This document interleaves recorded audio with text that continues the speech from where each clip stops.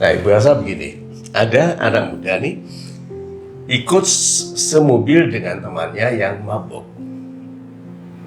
Ngebut namanya mabuk, oleng-oleng begitu, menabrak segerombolan orang dan ada yang meninggal. Nah, itu apa status dia di dalam mobil bersama orang yang mabuk? Apakah bisa dituntut oleh keluarga yang ditabrak sebagai aksesori, sebagai bagian dari yang mencelakakan itu? Selama ini ya prosesnya itu selalu yang menabrak itu yang kena proses hukum. Nah, dia sebagai penumpang biasa lolos dalam hal ini. Cuman kita kan merasa nggak adil, dia harusnya mencegah, menyetop, tapi nggak ada pasalnya untuk dia punya kewajiban untuk menyetop atau memberhentikan untuk tidak melanjutkan. Terus mungkin dilihat dari misalnya kalau dia ikut mabuk, mungkin dia juga masuk dalam ikut serta. Jika dia ternyata kan sekarang banyak ya di mana tuh mereka ikut main video-video, ada bukti bahwa dia juga ikut penggembira. Ayo kebut ini. Nah, di situ bisa dalam tindak pidana ikut sertanya, tapi harus pembuktian yang cukup kuat. Nah, sekarang juga ada namanya elektronik ya, dipasang-pasang di setiap kota-kota besar dan akan menyeluruh nantinya elektronik. Jadi CCTV jalan ini merekam mereka gitu ya.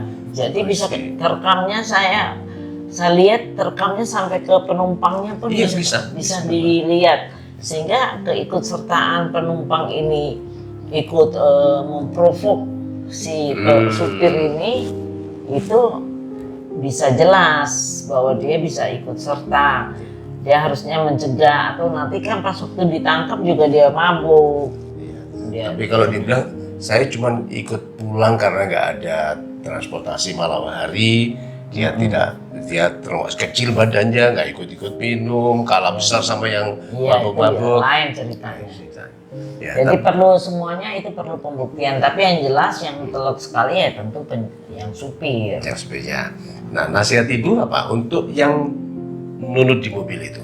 Ya, jika melihat keadaan begini terus lihat bahwa dia mabuk, harusnya dia lebih bagus dia cegah, dia berhenti. Karena misalnya terjadi suatu kecelakaan, dia belum tentu selamat juga loh. Itu dia. Itu yang membahayakan diri dia sendiri. Jadi dia harus menyelamatkan diri dia sendiri sebelum menyelamatkan orang lain. Kan belum tentu dia tabrak, yang lain meninggal, dianya nggak meninggal. Banyak sekali yang supirnya aja meninggal. Yang mabuk karena oleng selamat. Yang nggak mau mabuk karena lempeng bisa celaka. Celaka. Jadi karena itu saya memberi nasihat, kalau lihat ada supirnya nggak benar ya harus dicegah. Atau paling benar ya jangan naik. Jangan naik. Atau dia minta turun. Minta turun. Karena saya punya teman di Kanada dulu Ibu, duduk di belakang temannya mabuk, dia satu-satunya yang pakai seatbelt, yang tidak mabuk. Ketiga temannya meninggal, dia selamat tapi merosot masuk di bawah kursi. Aduh. Karena direm mendadak kan tuh masuk di bawah kursi. Kakinya patah. Iya, jadi seatbelt itu harusnya ada di lehernya.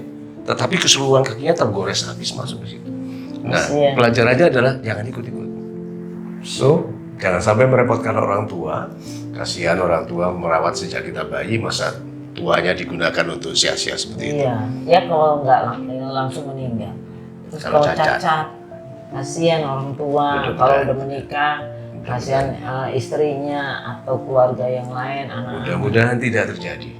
Tidak terjadi pada kita semua. Kita dan keluarga kita. Terus terima kasih banyak Ibu Elsa, super sekali.